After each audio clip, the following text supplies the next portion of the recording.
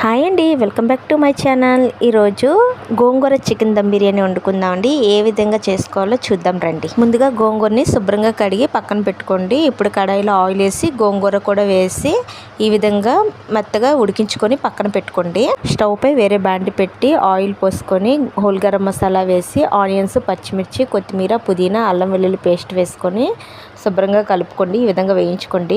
చికెన్ని half an hour ముందే marinate చేసుకున్నానండి. ఉప్పు, పసుపు, కారం వేసి అది వేసియండి. వేసాక ఇప్పుడు గరం మసాలా, బిర్యానీ మసాలా, కొంచెం మిరియాల పౌడర్ కూడా వేసుకొని ఈ విధంగా కలుపుకోండి. కలుపుకున్నాక మనం ముందుగా వేయించి పక్కన పెట్టుకున్న గోంగూర కూడా వేసి శుభ్రంగా కలుపుకోండి. చికెన్కి పట్టేలా కలుపుకోండి.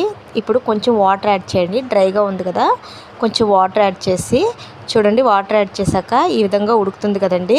ఇప్పుడు సిమ్లో పెట్టి మూత పెట్టేయండి. ఇప్పుడు నేను బిర్యానీ రైస్ కోసం వాటర్ బాయిల్ అయ్యాక రైస్ వేసి అల్లం వెల్లుల్లి పేస్ట్, అలాగే హోల్ గరం మసాలా, పుదీనా, కొత్తిమీర కూడా వేసి ఈ విధంగా ఉడికించుకున్నానండి. చికెన్ గోంగూర దమ్ని ఇలా మూత తీసి చూడండి. ఆయిల్ పైకి తేలింది కదండి, ఇది ఉడికిపోయిందండి. ఇప్పుడు మనం పక్కన రైస్ ఉడికించుకున్నాం కదండి, అది వడపోసుకొని ఈ చికెన్లో వేసేయండి. ఇప్పుడు కలర్ కోసం ఫుడ్ కలర్ కాదండి, ఇది పసుపు. పాలల్లో పసుపు కలిపి ఇలా పైన చల్లుకొని మూత పెట్టి బరువు పెట్టుకొని ఒక 10 మినిట్స్ అలాగే ఉంచండి. 10 మినిట్స్ తర్వాత స్టవ్ ఆఫ్ చేసిన వెంటనే మూత తీయొద్దండి, ఒక 5 మినిట్స్ ఆపి తీయండి. చూడండి, ఇలా పొడి పొడిలాడుతూ బిర్యానీ చాలా బాగుంటుందండి. మీరు కూడా ట్రై చేయండి. ఇది చిక్కటి రైతా కాంబినేషన్లో బాగుంటుందండి. థ్యాంక్స్ అండి. నా వీడియో కనుక లైక్